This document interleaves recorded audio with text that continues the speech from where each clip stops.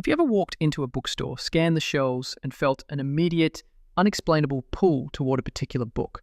You haven't read the summary, you don't recognize the author, but something in that first 2-second glance tells you, this is for me. What happens in that moment? What is that silent, instant judgment? This phenomenon is the focus of Malcolm Gladwell's fascinating book, Blink. It's a journey into the power of thinking without thinking, and it suggests that a decision made in the blink of an eye can be just as good as one made after months of rational analysis. The central idea is that our intuition is not some mystical, unreliable force. It's a result of our brain's incredible ability to perform what is called thin slicing.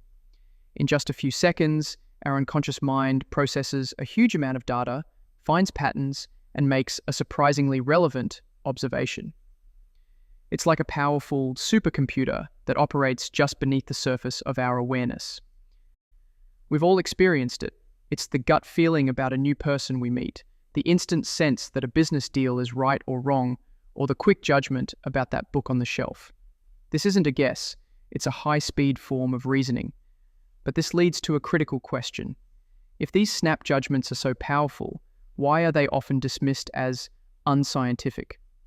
We tend to distrust what we can't explain. If you ask someone why they have a bad feeling about a situation, they might struggle to give you a clear, logical reason. They might just say, "I don't know, it's just a feeling." The reason for this is simple. The decision-making process happened in the unconscious part of the brain, a place our conscious mind can't easily access. It's a bit like a black box. We see the input and we see the output, but the process in between is hidden from view. This doesn't make the outcome wrong, it just makes it difficult to justify in the step-by-step way that we are taught to value. However, we must approach this power with caution. Our unconscious is not a perfect, unbiased machine.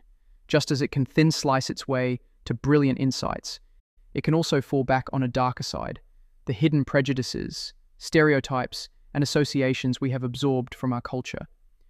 A snap judgment about a person can be influenced by unconscious biases related to their appearance or background.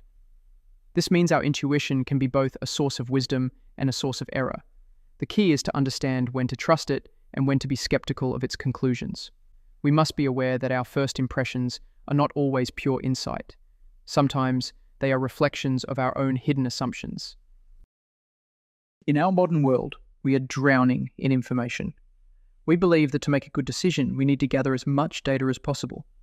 But this is where another key idea comes into play, the principle that less is sometimes more. Being overloaded with information can paralyze our decision-making process. Too many details can cloud our judgment and distract from what is truly important. Sometimes focusing on just a few critical pieces of information allows our intuition to work more effectively. It's about finding a balance, about knowing when to engage in deep conscious analysis and when to step back and let our unconscious mind do the work. This is especially true in complex situations where a full rational breakdown is almost impossible. The themes explored in Blink are not isolated. They connect deeply with Gladwell's other works. His book Outliers, for example, investigates what it takes to achieve true expertise. It argues that the kind of deep understanding that fuels expert intuition doesn't come from nowhere. It's built on thousands of hours of practice. This hard work is what sharpens our unconscious mind, allowing it to make those brilliant snap judgments. Another book, Talking to Strangers, delves into the very biases that can corrupt our intuition. It examines why we are often so bad at judging people we don't know, highlighting the subconscious prejudices that Blink warns us about. Together, these books paint a comprehensive picture of how we think and interact with the world. So, what should we take away from this? The goal isn't to abandon rational thought and blindly follow every gut feeling.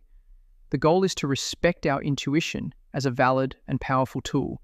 It's about understanding where it comes from, recognizing its strengths, and being aware of its weaknesses. The next time you get that instant feeling about a person, an idea, or even a book on a shelf, don't just dismiss it. Pay attention. Your unconscious mind might be telling you something important, something that you know, even if you don't know how you know it.